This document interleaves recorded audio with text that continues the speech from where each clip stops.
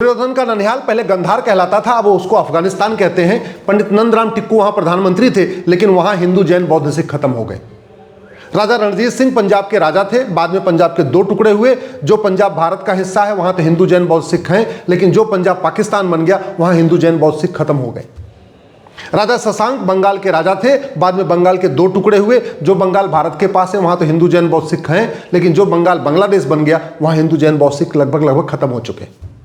राजा हरि सिंह कश्मीर के राजा थे, वहां भी हिंदू खत्म हो गए। इसलिए मैं कहता हूं, जिन नेताओं के भरोसे आप बैठे हुए हैं, ये 25 साल के बाद आपकी बहन बेटी को बचाने नहीं आएंगे। जिन नेताओं के भरोसे आप बैठे हैं, ये 25 साल के बाद आपका मकान दुकान खेत खलिहान बचाने नहीं आएंगे। लेकिन जिन कानूनों की बात मैं कर रहा हूं, अगर इनको आज लागू कर दिया जाए, तत्काल लागू कर दिया जाए, तो अब 25 साल बाद नहीं बल्कि आपकी 25 पीढ़ियां सुरक्षित रहेंगी। ये मैं गारंटी के साथ कह रहा हूं। घटेंगे तो कटेंगे, जब जब घटे तब तब कटे, जहां जहां घटे वहां वहां कटे। अफगानिस्तान में घटे तो कटे, खत्म हो गए। पाकिस्तान में घटे तो कटे तो खत्म हो गए। बांग्लादेश में घटे, कट रहे हैं, खत्म हो जाएंगे। कश्मीर में घटे तो कटे, खत्म हो गए। और भारत में बहुत तेजी के साथ घट रहे हैं। घटने का सबसे बड़ा कारण यह है लव जिहाद। 5 लाख बहन बेटियां हर साल गायब हो रही, उसमें 3.5 लाख लव जिहाद का शिकार हो रही हैं। और लव जिहाद नेताओं के भाषण से नहीं रुकेगा, अभिनेताओं की बात करने से नहीं रुकेगा, फिल्म देखने से नहीं रुकेगा। लव जिहाद रुकेगा केवल और केवल राम नीति और कृष्ण नीति लागू करने से, सठे साठ्यम समाचरित भय बिन होए न प्रीत लागू करने से लव जिहाद रुकेगा, कानून बदलने से। मैं गारंटी के साथ कहता हूं 90% लव जिहाद साल भर के अंदर रुक जाएगा, अगर सरकार लव जिहाद को राष्ट्र की सुरक्षा के लिए खतरा घोषित करे, देश की एकता अखंडता के लिए खतरा घोषित करे, ऑर्गेनाइज क्राइम डिक्लेयर करे, एक्ट ऑफ टेररिज्म डिक्लेयर करे और लव जिहाद करने वालों के 100% प्रॉपर्टी जब्त करने, नागरिकता खत्म करने और साल भर के अंदर आजीवन कारावास देने के लिए कानून बना दे। मैं गारंटी के साथ कहता हूं 90% लव जिहाद रुक जाएगा। जो हम घट रहे हैं ना, उस घटने का दूसरा सबसे बड़ा कारण है भारत में घुसपैठ बहुत तगड़ी हो रही है। और मैं गारंटी के साथ कहता हूं 90% घुसपैठी अपने आप भाग जाएंगे, एनआरसी करना ही नहीं पड़ेगा। एसआईआर करने से घुसपैठी नहीं भागेंगे। एसआईआर करने से घुसपैठियों को वोटर आईडी से नाम कट रहा है। घुसपैठी यहां से वहां भाग रहे हैं। बंगाल में एसआईआर होता है, बिहार भाग जाते हैं, बिहार में एसआईआर होता है, बंगाल भाग जाते हैं। वो अपने देश नहीं भाग रहे हैं। वो 2-4-6 आपको दिख रहा होगा ना, बहुत वो ऊंट के मुंह में जीरा जैसा है। लेकिन मैं कहता हूं 90% घुसपैठी तत्काल भाग जाएंगे। सरकार अगर बीएनएस में एक चैप्टर जोड़ दे, ऑफेंस रिलेटिंग टू इन्फिल्ट्रेशन, और घुसपैठियों और उनके मददगारों का narco polygraph brain mapping test करने, 100% संपत्ति जब्त करने, नागरिकता खत्म करने और साल भर के अंदर आजीवन कारावास देने के लिए कानून बना दे। गारंटी के साथ कहता हूं 90% घुसपैठिए भाग जाएंगे। हम जो लगातार घट रहे हैं उसका सबसे बड़ा कारण है लैंड जिहाद। और लैंड जिहाद इसलिए चल रहा है क्योंकि भारत में जमीन पर कब्जा करना कोई सीरियस क्राइम नहीं है। तो वो तभी रुकेगा जब बीएनएस में एक चैप्टर होगा, offence relating to land grabbing. जब सरकारी जमीन पे कब्जा करना, जंगल पे कब्जा करना, पहाड़ियों पे कब्जा करना, सड़क के किनारे, हाईवे किनारे जमीनों पे कब्जा करना, इसको जब हम सीरियस क्राइम डिक्लेयर करेंगे, ऐसे लोगों की प्रॉपर्टी जब्त करने, नागरिकता खत्म करने, उनको 10 से 20 साल सजा का कानून बनाएंगे, तब जाके लैंड जिहाद रुकेगा। घटने का एक चौथा जो सबसे बड़ा कारण है वो है ड्रग जिहाद। ड्रग जिहाद का मूल कारण है घटिया कानून। अब मैं गारंटी के साथ कहता हूं 90% ड्रग कारोबार साल भर के अंदर खत्म हो जाएगा। आज की डेट में 1 लाख करोड़ का ड्रग कारोबार हो रहा है। 10 करोड़ भारतीय नशेड़ी हो चुके हैं। मैं इनको कहता हूं 90% ड्रग कारोबार साल भर के अंदर खत्म हो जाएगा, अगर नशा तस्करों उनको और उनके मददगारों का narco polygraph brain mapping test करने, 100% संपत्ति जब्त करने, नागरिकता खत्म करने और साल भर के अंदर फांसी देने के लिए कानून बना दिया जाए। हमारे पास नेशनल सिक्योरिटी एक्ट है, लेकिन हमने ड्रग स्मगलिंग को राष्ट्र की सुरक्षा के लिए खतरा घोषित नहीं किया। हमारे पास यूएपीए है, लेकिन हमने ड्रग कारोबार को अनलॉफुल एक्टिविटी डिक्लेयर नहीं किया। हमारे पास एक्ट ऑफ टेररिज्म के लिए सेक्शन 113 है, लेकिन हमने ड्रग कारोबार को एक्ट ऑफ टेररिज्म डिक्लेयर नहीं किया। हमारे पास वेजिंग वॉर के लिए सेक्शन 147 है, लेकिन हमने ड्रग कारोबार को वेजिंग वॉर डिक्लेयर नहीं किया। हमारे पास जो हमारी संप्रभुता एकता अखंडता के लिए खतरा है, उसके लिए सेक्शन 152 है बीएनएस में, लेकिन हमने ड्रग कारोबार को न संप्रभुता के लिए खतरा घोषित किया, न देश की एकता अखंडता के लिए खतरा घोषित किया।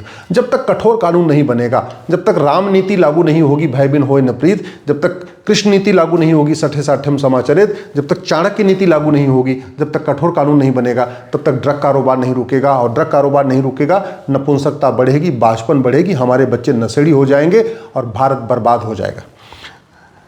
घटने का जो सबसे बड़ा इंपॉर्टेंट कारण है वो है धर्मांतरण। 1500 परिवारों का पर डे धर्मांतरण हो रहा है। और ये तू मैं करने, आरोप प्रत्यारोप करने से, बतौलेबाजी करने से, भाषणबाजी करने से धर्मांतरण नहीं रुकेगा। धर्मांतरण 90% खत्म हो जाएगा अगर हमने धर्मांतरण को ऑर्गेनाइज क्राइम डिक्लेयर कर दिया।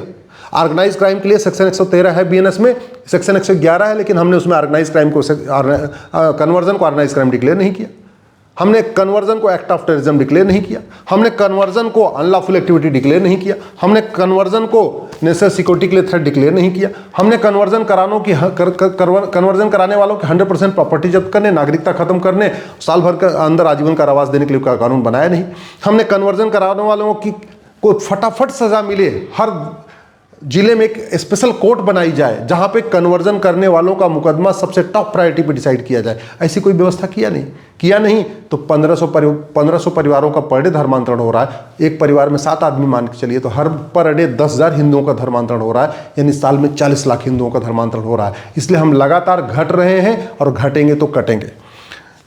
घटने के सबसे इंपॉर्टेंट कारण है वह जनसंख्या जिहाद। 90,000 बच्चे रोज पैदा हो रहे हैं। चीन का क्षेत्रफल हमसे 3 गुना ज़्यादा है, वहाँ 45,000 बच्चे पैदा हो रहे हैं, भारत में 90,000 पैदा हो रहे हैं। और ये धर्मांतरण ये जो जनसंख्या विस्फोट है ये जागरूकता से नहीं रुकेगा। जो समझदार लोग थे वो हम दो हमारे दो कर रहे हैं, बहुत सारे तो हम दो हमारे एक कर रहे हैं, लेकिन जो जानबूझ के 10 से 12 बच्चे कर रहे हैं, 15 बच्चे कर रहे हैं, वो तो तभी रुकेंगे जब भारत में एक यूनिफॉर्म सिविल कोड लागू होगा, पॉपुलेशन कंट्रोल ला लागू होगा। बहुत सारे लोग कह रहे हैं अच्छा यूनिफॉर्म सिविल कोड लागू कर दें, लोग नहीं माने तो क्या होगा, पॉपुलेशन कंट्रोल ला बना दें, नहीं माने तो क्या होगा। मैं कहता हूं 100% मानेगा, 100% मानेंगे। कोई किसी की हिम्मत नहीं पड़ेगी कानून तोड़ने की।